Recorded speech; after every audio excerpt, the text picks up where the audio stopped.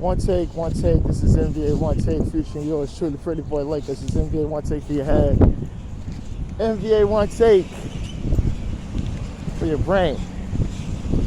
LT Live, Brooklyn, New York. It's NBA One Take. March 3rd, 2022. And for my four games for me on the docket.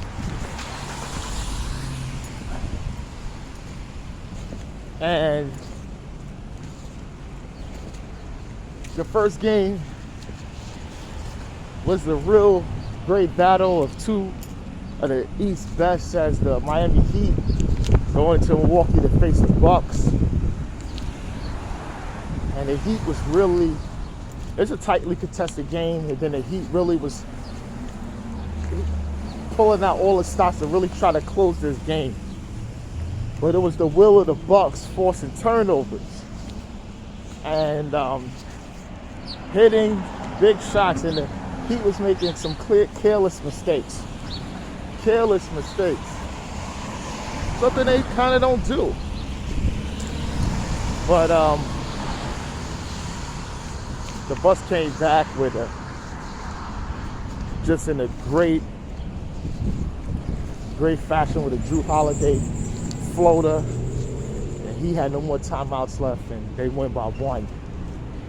And the Bucks, with a big win here, had a playoff feel to it. And Jimmy Butler finished with 6 points too. He's out there playing, but he was really struggling. He couldn't really do what he wanted to do out there. And Bam Adebayo, he had 18 to 12. Gabe Vincent, he played really well too. Doing a lot of ball handling duties. They trust him a lot. He had 21. Duncan Robinson had 15, and Tyler Hero off the bench, super sub, had 30. Yeah, Tyler Hero's really killing out there. He was really playing well. And for the Bucks, it was just Giannis, not a real good game. He had 26 and 17. Middleton with 26. Drew Holiday with a double-double, 15-11, and Bobby Portis at 15, notably for the Bucks.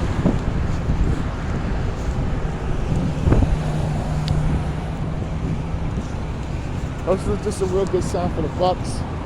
Getting this win, the Heat will remember this, but they played a well-good game. It was just the careless turnovers. The next game of the night is the Knicks going into Philadelphia. James Harden got his first home game as a member of the Philadelphia 76ers. And the Knicks tried to make some strides there, but Sixers pull it out. There's high-powered offense there, man. Even when it wasn't clicking, they made the necessary plays to get this win. They led by Joel Embiid, 27 and 12. James Harden, almost a triple-double, 26, 9 and 9, and Tyrese Maxey, 25.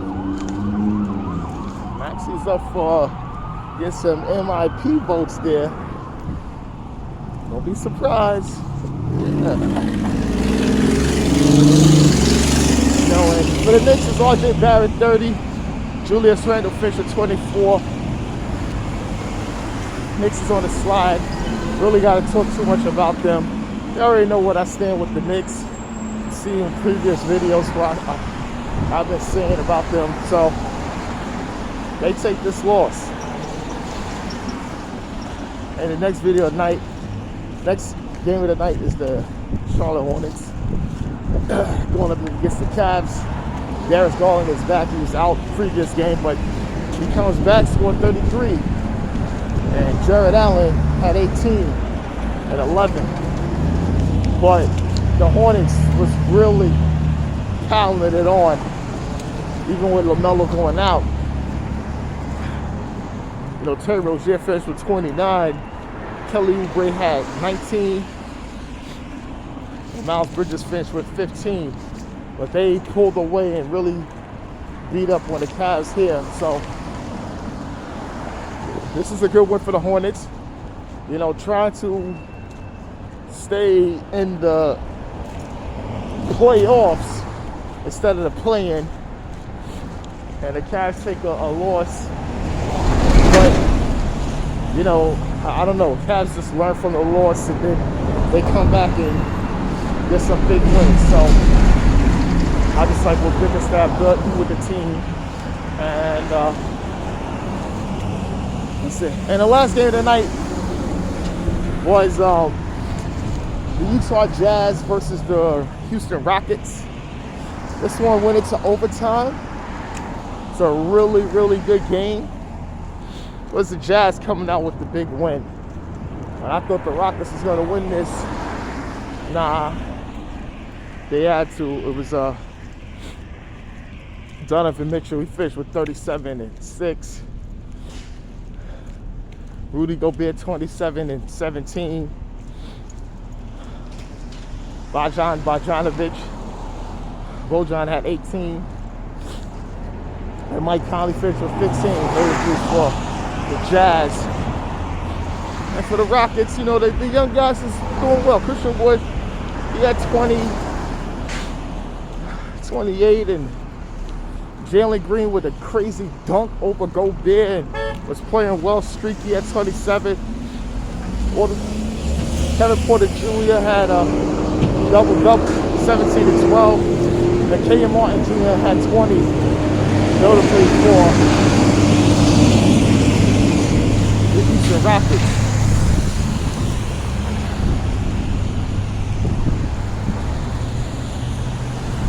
Well, they talk about the Jazz and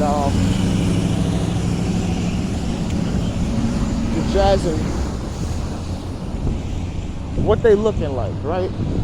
Because remember, I said something videos ago about, you know, Donovan Mitchell's status. That's not changed. It has not changed. But I'm seeing that the Jazz are moving the ball more, doing more things, and it's resulting in wins. And you know, people ISO-ing Rudy Gobert still. He's making real strides on perimeter defense. Just coming out, communicating and talking instead of doing more of the stuff that people drive to the basket. So the Jazz is making strides. And if this continue, going into the playoffs, it's going to be a really tough out for any of those top Western Conference teams. Okay, just let me let you know that the Jazz is dangerous. Now they out together. They're dangerous. But this is NBA Onetake's Pretty Boy Laker, and I'm out.